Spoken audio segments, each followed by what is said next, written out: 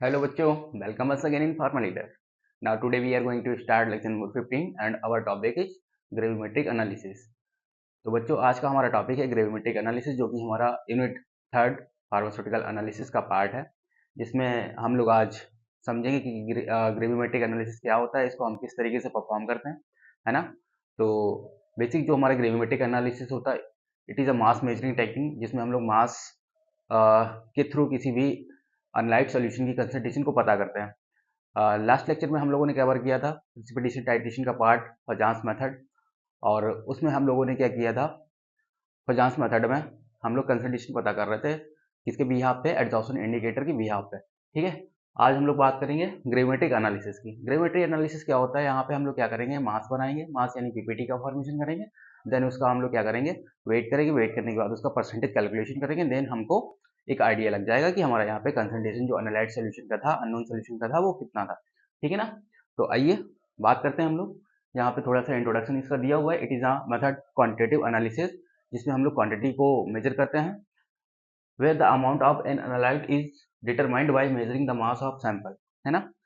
यहाँ पे हम लोग जो भी हमारे पास एनालाइट सोल्यूशन है उसका हमें डिटर्मिनेशन करना है, क्वांटिटेटिव डिटर्मिनेशन करना है, कि क्वांटिटी के बारे में पता करना है कि हमारे जो आयन थे एनालाइट के वो कितने यहाँ पे प्रेजेंट है।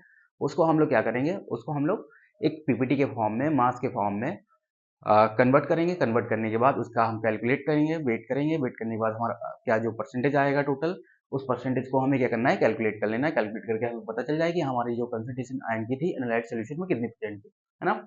देन उसका हम लोग प्रिंसिपल की बात करेंगे। प्रिंसिपल क्या हो जाएगा, principal gravimetric analysis based on the conversion of ion element और रेडिकल्स, है ना। जो भी हमारा ग्रेविमेट्रिक एनालिसिस है उसमें हम लोग क्या करेंगे, उसमें हम लोग कन्वर्जन करेंगे। कन्वर्जन का मतलब हम लोग यहाँ पे कन्वर्ट कर रहे हैं किसी भी आयंस को, एलिमेंट को, रेडिकल्स को into a pure and stable compound, है ना। जो भी हमारे क्या होंगे बेटा, देखो, जो भी हमारे किसी भी अननोन सॉल्यूशन में जो भी एनालाइट आयंस प्रेजेंट है ना, वो भी आयंस प्रेजेंट है, तो वहां पे हम लोग आयन का, एलिमेंट का, रेडिकल्स का, उनका हम लोग डिटर्मिनेशन कैसे करेंगे। पहले तो उन्हें हमें क्या करना पड़ेगा, उन्हें हमें एक फॉर्म देनी पड़ेगी, कॉम्प्लेक्स देना पड़ेगा। कॉम्प्लेक्स कैसा, pure and stable compound after precipitation reaction. जब तक हम क्या करेंगे, उनका अगर प्रेसिपिटेशन नहीं बनाएंगे, जब तक हमारा क्या होगा, वहां पे मास नहीं फॉर्म होगा। अगर मास नहीं फॉर्म होगा, देन हमारा जो ग्रेविमेट्रिक एनालिसिस है उसको हम परफॉर्म कैसे करेंगे, है ना। तो हमारा जो ग्रेविमेट्रिक एनालिसिस है वहीं पे एप्लीकेबल है, जहाँ पे हम लोग मास की बात करेंगे, है ना। तो हम लोग क्या कर रहे हैं, यहाँ पे precipitation reaction which can be directly way and quantified, यानी हम लोग क्या कर लेंगे, उसी प्रेसिपिटेट को क्या करेंगे, वे कर लेंगे। वे करने के बाद हम लोग क्या करेंगे, उसको कैलकुलेट कर लेंगे, परसेंटेज निकाल लेंगे, देन जाके हमारा आइडिया लग जाएगा कि हमारा जो सॉल्यूशन था, अननोन सॉल्यूशन, वहाँ पे हमारी जो एनालाइट आयंस की कंसंट्रेशन थी वो कितनी प्रेजेंट थी। इज दैट क्लियर बच्चों? ओके, ऑलराइट, आगे चलते हैं। ये हमारे पास कुछ बेसिक रिएक्शन एक दे रखी है यहाँ पे, जिसमें हमने लिया है BaCl2, और साथ में मैंने लिया है यहाँ पे H2SO4, जहाँ पे हमारा फॉर्मेशन हो रहा है BaSO4 का और HCl का। तो यहाँ पे जो हमारा BaCl2 यानी बेरियम क्लोराइड जो है, वो हमारा क्या है, एक एनालाइट सोल्यूशन है। एनालाइट सोल्यूशन यानी जिसकी कंसंट्रेशन हमको अननोन है, उसकी कंसंट्रेशन हमें क्या करनी रहेगी, पता करनी रहेगी, डिटरमाइन करनी रहेगी, है ना। देन हमारा क्या है, यहाँ पे H2SO4 है। H2SO4 हमारा as a precipitating agent use हो रहा है, जो क्या करेगा, हमारा जो BaCl2 है ना, इसका एक प्रेसिपिटेट बना के हमको देगा। यहाँ पे हमारा क्या हो रहा है, जो हमारा बेरियम है, बेरियम आयन, उसका SO4 के साथ रिएक्शन हो रहा है। रिएक्शन होने के बाद वो हमको एक पीपीटी बना के दे रहा है, यानी पीपीटी यानी हमारे पास ये प्रेसिपिटेट बना है। इसी प्रेसिपिटेट को हमें क्या करना है, वे कर लेना है, कैलकुलेट कर लेना है। जो भी इसका परसेंटेज आएगा उससे हमें आइडिया लग जाएगा कि हमारे इस सॉल्यूशन में जो बेरियम आयन है उसकी कंसंट्रेशन यहाँ पे कितनी प्रेजेंट थी, है ना। क्लियर है बच्चों? ओके, आगे चले। कुछ इसके बेसिक्स होते हैं। बेसिक्स मतलब हम लोग किस तरीके से इसको परफॉर्म करते हैं, कौन कौन से स्टेप्स इन्वॉल्व रहते हैं, उसको तो हम डिटेल में पढ़ेंगे यानी यहाँ पे तो हम लोग अभी बेसिक्स की बात करेंगे, क्या क्या बेसिक्स इसमें इन्वॉल्व रहता है ना। तो ये सारा हमारा किस में कवर हो जाएगा, प्रिंसिपल में कवर हो जाएगा। बेसिक्स में क्या रहेगा, हमारा analyte solution will be taken, है ना। जो भी हमारे पास एनालाइट सोल्यूशन है, अननोन सोल्यूशन है, उसको हम लोग क्या करेंगे, उसको ले लेंगे, है ना। उसको लेने के बाद फिर हम क्या करेंगे, उसके बाद analyte will be precipitating by using स्वेटोल प्रेसिपिटेटिंग एजेंट। हम लोग क्या करेंगे, जो भी हमने क्या किया, एनालाइट सोल्यूशन लिया है, यानी अननोन सोल्यूशन लिया है, उसको हम लोग क्या करेंगे, उसको लेने के बाद फिर हम वहाँ पे उसके लिए एक प्रेसिपिटेटिंग एजेंट यूज करेंगे। प्रेसिपिटेटिंग एजेंट क्या होगा, वो हमारा क्या करेगा, उस एनालाइट सॉल्यूशन में क्या करेगा, उसका क्या करेगा, उसके आयंस को कन्वर्ट कर देगा प्रेसिपिटेट में, है ना। प्रेसिपिटेट में कन्वर्ट कर देगा। उसके बाद क्या होगा, यहाँ पे precipitate will be pure and stable compound. जो भी हमारा प्रेसिपिटेट बनेगा वो हमारा प्योर होना होगा, और हमारा एक क्या बनेगा, स्टेबल कंपाउंड बनेगा। देन हमारा जो लास्ट पॉइंट आएगा उसमें हम लोग precipitate compound will be filtered जो हमारा प्रेसिपिटेट बनेगा उसको हम लोग फिल्टर कर लेंगे, ड्राई कर लेंगे, वे कर लेंगे एंड उसके बाद उसको डायरेक्टली कैलकुलेट कर लेंगे। देन हमारा क्या होगा, हमें एक्यूरेट परसेंटेज मिल जाएगी कि हमारे यहाँ पे क्वांटिटी ऑफ एनालाइज्ड सॉल्यूशन में जो भी आयंस थे वो कितने प्रेजेंट थे, है ना। और एक बेसिक फार्मूला है हमारे पास लास्ट में कैलकुलेट करने के लिए, परसेंटेज निकालने के लिए। यहाँ पे फार्मूला है हमारे पास परसेंटेज ऑफ एनालाइट, क्या रहता है यहाँ पे, वेट ऑफ प्रेसिपिटेट, है ना। कितना हमारा प्रेसिपिटेट यानी कितना हमारा पीपीटी वहाँ पे फॉर्मेशन हो रहा है, वो हमें यहाँ पे क्या करना है, नोट डाउन करना है। उसके बाद हमारा ग्रेविमेट्रिक फैक्टर आ जाएगा, उसके बाद डिवाइड कर देंगे हम लोग वेट ऑफ सैंपल से, इनटू हमारा क्या रहेगा यहाँ पे 100 रहेगा, क्योंकि परसेंटेज देख रहे हैं वो 100 में देख रहे हैं, है ना। तो जैसे कि हम लोग बात कर रहे हैं यहाँ पे weight of precipitate, weight of precipitate अगर मान लिया कि हमारे पास एक्स आया, है ना भाई, हम लोग क्या करेंगे, कोई रिएक्शन करने जाते हैं तो जो हमारा फाइनल पीपीटी बनेगा, इसको एक्स ना मान के हम लोग यहाँ पे मान लेते हैं कि हमारा ये 10 ग्राम क्या हुआ है, फॉर्मेशन हुआ है। 10 ग्राम हमारा BaSO4 का पीपीटी फॉर्मेशन हुआ है। देन हम लोग क्या करेंगे, यहाँ पे ग्रेविमेट्रिक फैक्टर की बात करेंगे। ग्रेविमेट्रिक फैक्टर क्या होता है, ये बहुत ही इंपॉर्टेंट क्वेश्चन है, कभी कभी 2-2 नंबर में पूछ लेता है यार, तो इसको अच्छे से क्या करना है बच्चों, नोट डाउन कर लेना है, इसको रीड आउट कर लेना है, स्टडी कर लेना है कि भाई कैसे हम ग्रेविमेट्रिक फैक्टर को कैलकुलेट करते हैं। तो यहाँ पे क्या आ जाएगा, मैं आपको बता देता हूँ बेटा। Gravimetric factor is equal to, देखो क्या होता है पहले तो समझ लो यार, ग्रेविमेट्रिक फैक्टर क्या होता है। Gravimetric factor, it convert gram of molecule of analyte solution into gram of element of that analyte solution. यानी जो हमारे क्या होंगे, जो हमारा ये जो है, ये जो कंपाउंड है हमारे पास, है ना, ये जो कंपाउंड है, ये यहाँ पे हमारा जो कंपाउंड दिया है, इसका मॉलिक्यूलर वेट कितना है, मॉलिक्यूलर मास कितना है, इसका ग्राम ऑफ मास कितना है। देन हम लोग क्या करेंगे, जो इससे हमारा फॉर्मेशन होगा, जो फाइनल हमारा पीपीटी बनेगा जाके, यानी जो हमारा BaSO4 बन रहा है, यहाँ पे जो हमारा आयन प्रेजेंट है ना, एलिमेंट और रेडिकल और आयंस की हम लोग बात करेंगे, इस आयन की, इसका मॉलिक्यूलर वेट कितना है ना। यानी जो ग्रेविमेट्रिक फैक्टर होता है वो क्या करेगा, gram of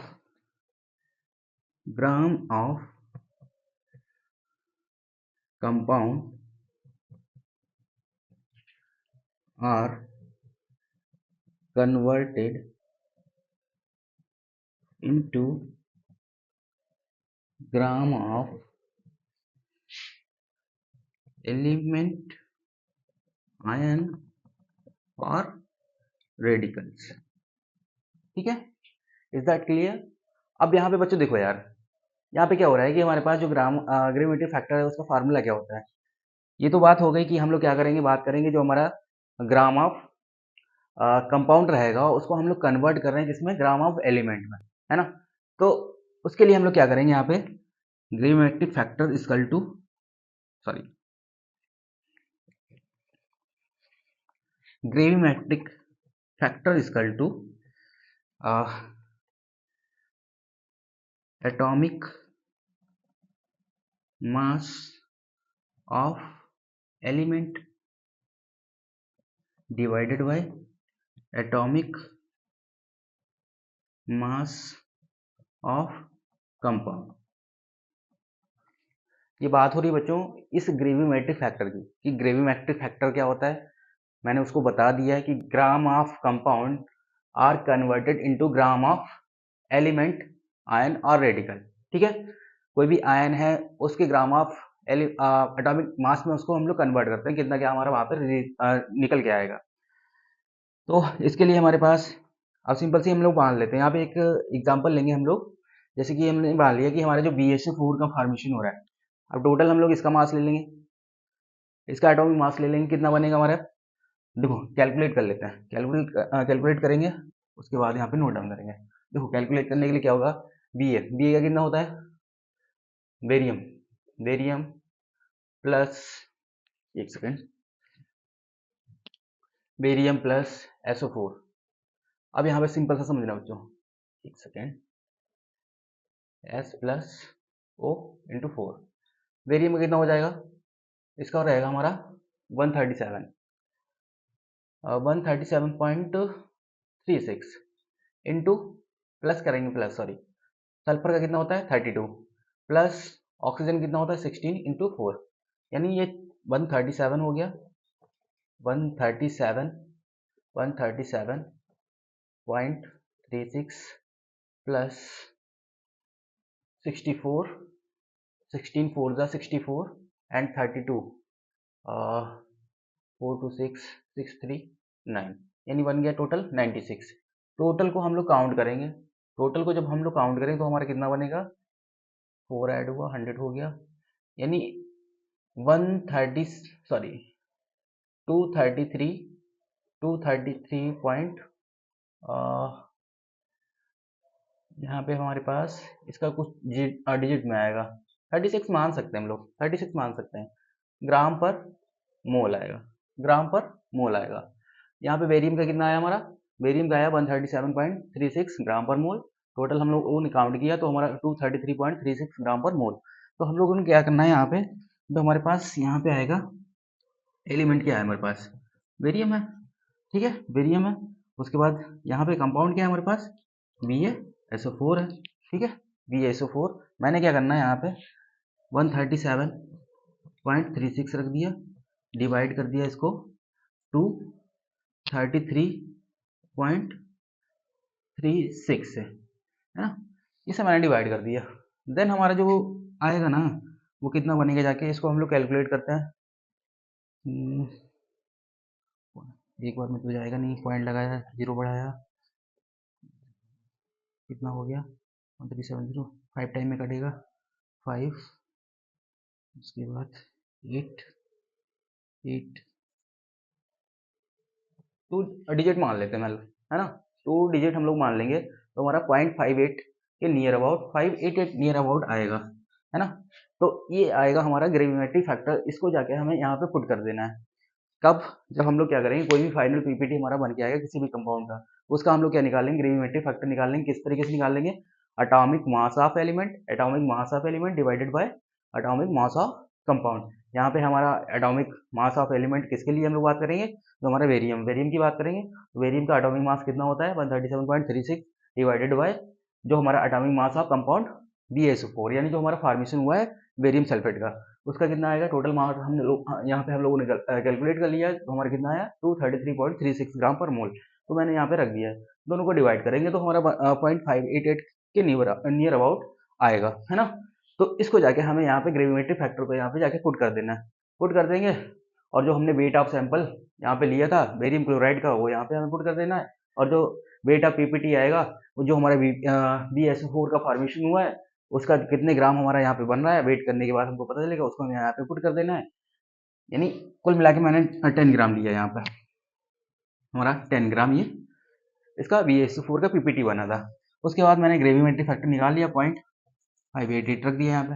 weight of sample मैंने मान लिया कि यहाँ पे हमने 6 ग्राम लिया था, इसको मैंने रख देना यहाँ पे, इंटू 100 कर देंगे, पूरा कैलकुलेट करेंगे, हमारी परसेंटेज निकल के आ जाएगी भाई हमारे कितने परसेंट यहाँ पे बेरियम सल्फेट बेरियम प्रेजेंट था, है ना, किसी भी एनालाइट सॉल्यूशन में। Is that clear, right. आगे चलें तो बच्चों, ये आई थिंक आप लोगों को समझ आ गया होगा। पीपीटी प्रिसिपिटेशन ये क्या होता है, मैं लास्ट लेक्चर में आपसे डिस्कस कर चुका हूँ। अगर आपको उसको देखना है तो आप जाके हमारे प्रीवियस लेक्चर, जो लेक्चर नंबर 12 होगा, 13 होगा और 14 होगा, वहाँ पे जाके आप उसको देख सकते हैं, जिससे आपको क्लियर हो जाएगा कि पीपीटी क्या होता है ना। अब इसके बाद हम लोग इसके जो स्टेप्स इन्वॉल्व रहते हैं, steps involve in gravimetric analysis, उसके बारे में हम लोग बात करेंगे।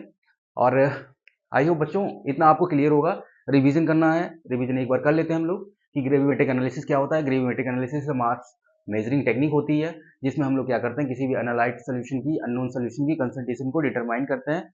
कैसे करेंगे, by the formation of PPT. And PPT को उसके बाद हम लोग क्या कर लेंगे, उसको कैसे कैलकुलेट करेंगे, है ना, कैलकुलेट करेंगे। कैलकुलेट करने के बाद जो हमारा परसेंटेज बनेगा वही हमारे जाके फाइनल कंसंट्रेशन बता देगा हमको, यहाँ पे हमारा बेरियम की कंसंट्रेशन यहाँ पे कितनी परसेंट थी, है ना। ठीक है, इतना क्लियर है, ऑल राइट। आगे चलें, ओके। अब हम लोग कवर करेंगे अपने जो स्टेप्स इन्वॉल्व रहते हैं हमारे ग्रेविमेट्रिक एनालिसिस में, उसके बारे में बात करेंगे। Steps involve in gravimetric analysis, कौन कौन से स्टेप्स होते हैं। पहला स्टेप हमारा प्रिपरेशन ऑफ सैंपल,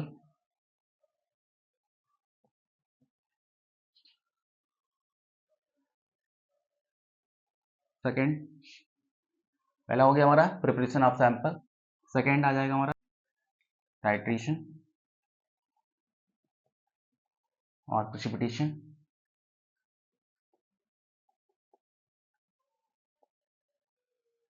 थर्ड आ जाएगा हमारा डाइजेशन, फोर्थ आ जाएगा हमारा फिल्ट्रेशन,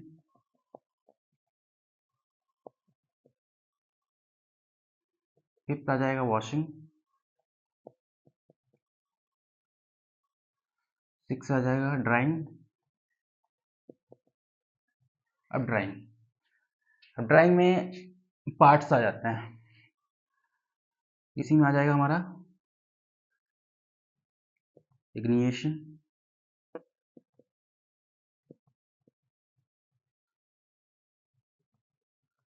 रिजिड ड्रायर,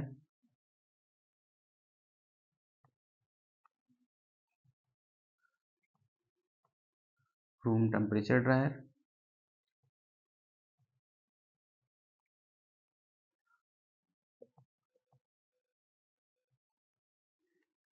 उसके बाद 7 पे चलेंगे हम लोग। यहाँ पे हो जाएगा हमारा वेगिंग,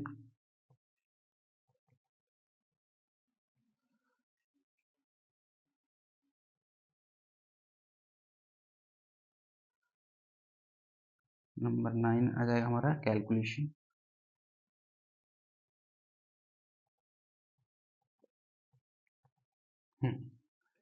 तो ये सारे स्टेप्स हैं बच्चों जो कि हमारे ग्रेविमेट्रिक एनालिसिस में इन्वॉल्व रहते हैं। पहला हमारा क्या हो जाएगा प्रिपरेशन ऑफ सैंपल, दूसरा हो जाएगा हमारा टाइट्रेशन और प्रेसिपिटेशन, फिर हो जाएगा हमारा डाइजेशन, फिर आएगा हमारा फिल्ट्रेशन, देन हमारा वॉशिंग, ड्राइंग, ड्राइंग के पार्ट्स हैं हमारे पास, किस तरीके की हमें वहाँ पे ड्राइंग की नीड होगी, तो उसमें हमारा इग्निशन आ जाएगा, फ्रिजिड ड्रायर आ जाएगा, रूम टेम्परेचर ड्राइंग आ जाएगा, देन हमारा 7th पॉइंट आएगा बेगिंग, नंबर 8 आ जाएगा हमारा कैलकुलेशन। तो ये सारे बच्चों पार्ट्स हैं हमारे ग्रेविमेट्रिक एनालिसिस के, जिसमें हमारा प्रिपरेशन ऑफ सैंपल क्या रहेगा, प्रिपरेशन ऑफ सैंपल यानी किस तरीके का आपको सैंपल की नीड है, किस तरीके का आपका कैलकुलेशन है, क्या डिमांड है वहाँ पे, आपको नॉर्मलिटी का सोल्यूशन बनाना है, मोलरिटी का सोल्यूशन बनाना है, उसको आप अपने अकॉर्डिंग बना सकते हैं कि मुझे नॉर्मलिटी का रिक्वायरमेंट है तो मुझे क्या करना है, नॉर्मलिटी का फार्मूला लगाना है और उस सोल्यूशन को मुझे नॉर्मलिटी के अकॉर्डिंग प्रिपेयर कर लेना है। मोलरिटी का लगाना है तो मोलरिटी के अकॉर्डिंग हमको प्रिपेयर कर लेना है। देन पार्ट आएगा हमारा टाइट्रेशन और प्रेसिपिटेशन। टाइट्रेशन और प्रेसिपिटेशन में हम लोग क्या करेंगे, यहाँ पे हम लोग अपने एनालाइट सॉल्यूशन को किसी भी प्रेसिपिटेटिंग एजेंट के थ्रू क्या करेंगे, टाइट्रेट करेंगे, है ना। देन हमारे क्या होगा, वहाँ पे फॉर्मेशन हो जाएगा पीपीटी का फॉर्मेशन यानी प्रेसिपिटेट बन जाएगा। यानी सिंपल सी बात है, यहाँ पे मैंने क्या किया, ये हमारे पास एक एनालाइट सॉल्यूशन है, ये एनालाइट सॉल्यूशन मैंने क्या किया, किसी भी प्रेसिपिटेटिंग एजेंट को यहाँ पे ऐड कराया। यहाँ पे जब हम उसका एडिशन करवाएंगे तब क्या होगा, एडिशन कराने के बाद हमारा क्या होगा, यहाँ पे जो हमारे आयंस होंगे ना, यहाँ पे एलिमेंट होंगे, वो पाउडर फॉर्म में कन्वर्ट होने लगेंगे, क्रिस्टल की फॉर्म में कन्वर्ट होने लगेंगे। क्रिस्टल की फॉर्म में कन्वर्ट होने के बाद जब तक ये होंगे, जब तक वो पूरी तरीके से हमारे यहाँ पे आयंस कंज्यूम ना हो जाए, जब तक पूरी तरीके से आयंस हमारे खत्म ना हो जाए। अगर एक भी आयन बचेगा तो वहाँ पे हमारी कंसंट्रेशन क्या बताएगी, लास्ट में फाइनल में एरर बताएगी। तो यहाँ पे जितने भी आयंस होंगे उनको हमें कन्वर्ट करना रहेगा, किसमें, पीपीटी में, क्रिस्टल फॉर्म में कन्वर्ट करेंगे। देन हमारा क्या हो जाएगा, ये फॉर्मेशन होने के बाद फिर हम क्या करेंगे, यहाँ पे इसी दौरान हमारा क्या होगा, यहाँ पे इसके बाद का पार्ट है हमारा डाइजेशन। यहाँ पे कुछ पार्टिकल्स ऐसे होंगे जो हमारे बहुत ही स्मॉल होंगे, है ना, बहुत ही ज़्यादा स्मॉल होंगे, जो परमेबल होंगे, जो क्या करेंगे, हमारे जो हम लोग जब फिल्ट्रेशन करने जाएंगे, आगे का स्टेप है हमारा फिल्ट्रेशन। जब हम लोग क्या करने जाएंगे, फिल्ट्रेशन, मैंने क्या किया, यहाँ पे असेंबली लगाई फिल्ट्रेशन। जब मैं फिल्ट्रेशन कर रहा था, यहाँ पे हुआ क्या, कुछ हमारे पार्टिकल्स, है ना, जो कोलाइडर पार्टिकल्स थे, स्मॉल पार्टिकल्स थे, वो क्या करेंगे, हमारे जो फिल्टर पेपर यहाँ पे लगा होगा उसको क्या करेंगे, कुछ तो पार्टिकल हमारे फिल्टर पेपर पे, लार्ज पार्टिकल तो फिल्टर पेपर पे आ जाएंगे, है ना, ये हमारे फिल्टर पेपर पे आ जाएंगे। लेकिन कुछ पार्टिकल क्या करेंगे, यहाँ से पास होके हमारा जो क्या है, तो हमारा फिल्ट्रेट रहेगा, उसमें आ जाएंगे, जिससे कि जो हमारा एक्चुअल यील्ड आनी चाहिए वो हमको नहीं मिलेगी, जो यानी हमारे एक्चुअल में कंपाउंड हमको प्राप्त होना चाहिए, जो हमारी परसेंटेज निकलनी चाहिए वो हमको नहीं मिलेगी।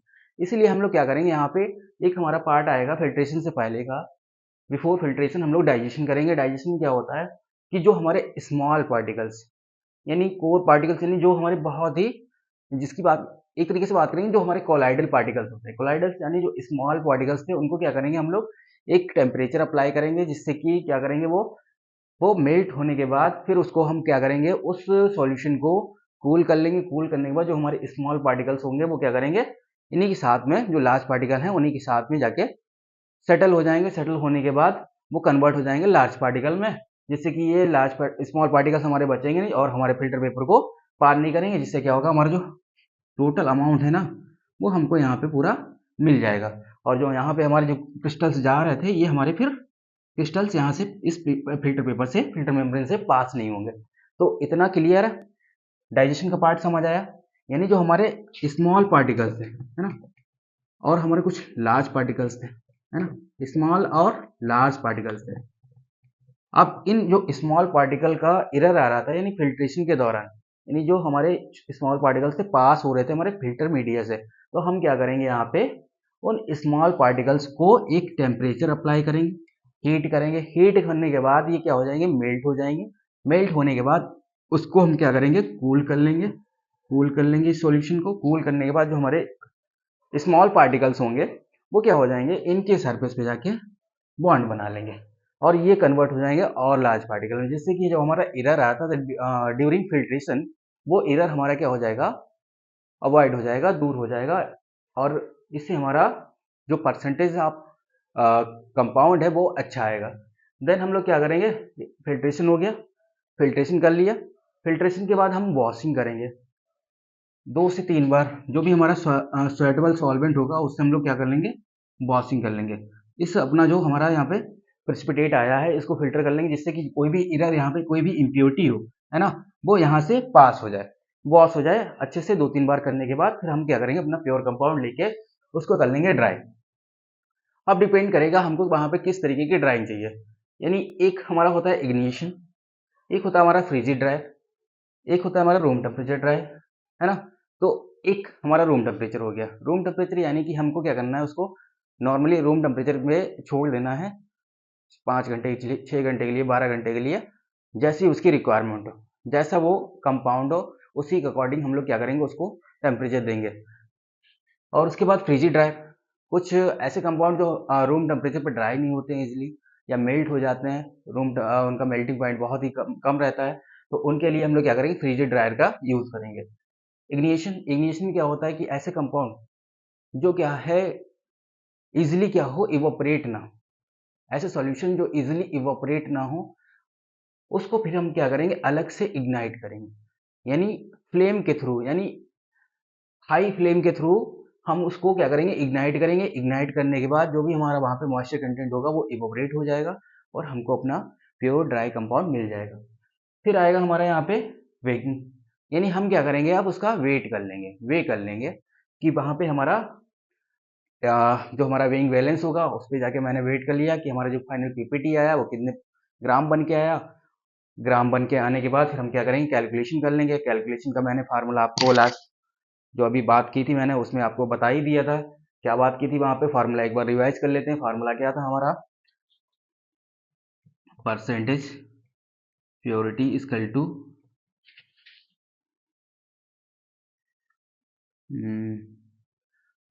वेट ऑफ पीपीटी, यानी जो हमारा प्रेसिपिटेट बनेगा फाइनल कंपाउंड का, इनटू ग्रेविमेट्रिक फैक्टर हो जाएंगे, gravimetric factor of compound. Divide करेंगे हम लोग इसको वेट ऑफ सैंपल से, वेट ऑफ सैंपल से इसको हम लोग डिवाइड करेंगे, इनटू क्या कर देंगे हम लोग 100। यानी ये आ जाएगा फाइनल हमारा फार्मूला, जिससे हमें क्या करना है, कैलकुलेट कर लेना है अपना जो भी हमारा लास्ट में कंपाउंड का पीपीटी फॉर्म होके आएगा। और जो भी यील्ड होगी वो हमारे सामने होगी, हमको उससे पता चल जाएगा कि जो हमारा एनालाइट सॉल्यूशन हमको मिला था, अननोन सॉल्यूशन मिला था, उसमें उस सॉल्यूशन में जो हम मैंने क्या किया था, कंपाउंड देखा था उसमें, उस आयन, उस कंपाउंड की वहाँ पे कंसंट्रेशन कितने परसेंट प्रेजेंट थी, यानी कितने आयंस उस कंपाउंड के वहाँ पे प्रेजेंट थे, वही आयंस हमें क्या करना है, पीपीटी में कन्वर्ट कर लेना है। कन्वर्ट करने के बाद उसका क्या हो जाएगा, वहाँ पे वेट हो जाएगा। वेट होने के बाद हम लोग उसको परसेंटेज कैलकुलेट कर लेंगे। देन यही हमारा क्या था, ऑल अबाउट ग्रेविमेट्रिक एनालिसिस था। आई होप बच्चों आपको समझ आया होगा। एक बार रिपीट कर लेते हैं, ये सारे स्टेप्स इन्वॉल्व रहते हैं हमारे किसमें, जो हमारा ग्रेविमेट्रिक एनालिसिस होता है, पहले हम लोग क्या करेंगे, प्रिपरेशन ऑफ सैंपल कर लेंगे, फिर टाइट्रेशन और प्रिसिपिटेशन कर लेंगे, फिर डाइजेशन कर लेंगे, फिल्ट्रेशन कर लेंगे, वॉशिंग कर लेंगे, ड्राइंग कर लेंगे, इग्निशन कर लेंगे ड्राइंग में। अगर हमारा नीड एज पर नीड, जैसी हमको नीड होगी उसी हिसाब से हम लोग क्या करेंगे, उसका ड्राई प्रोसेस करेंगे, है ना। इग्निशन कर लिया, फ्रिज ड्राई कर लिया, रूम टेम्परेचर ड्राई कर लिया, फिर उसके बाद ड्राई होने के बाद जब हमारा कंपाउंड जो है, जो पीपीटी है, पूरी तरीके से ड्राई हो जाएगा, ड्राई होने के बाद हम लोग क्या करेंगे, वहाँ पे उसका वेट कर लेंगे। वेइंग बैलेंस पे जाके वेट करने के बाद हमारा 10 ग्राम आया।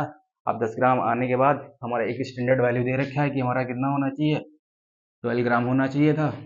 अब हम लोग कैलकुलेट कर लेंगे इस फार्मूले से कितने परसेंट वहाँ पे हमारा बन के आ रहा है। ठीक है, तो ये था बच्चों all about gravimetric analysis, right. I think ये बच्चों आपको समझ आया होगा। कोई भी क्वेरी, कोई भी क्वेश्चन कमेंट बॉक्स में आप डाल सकते हो।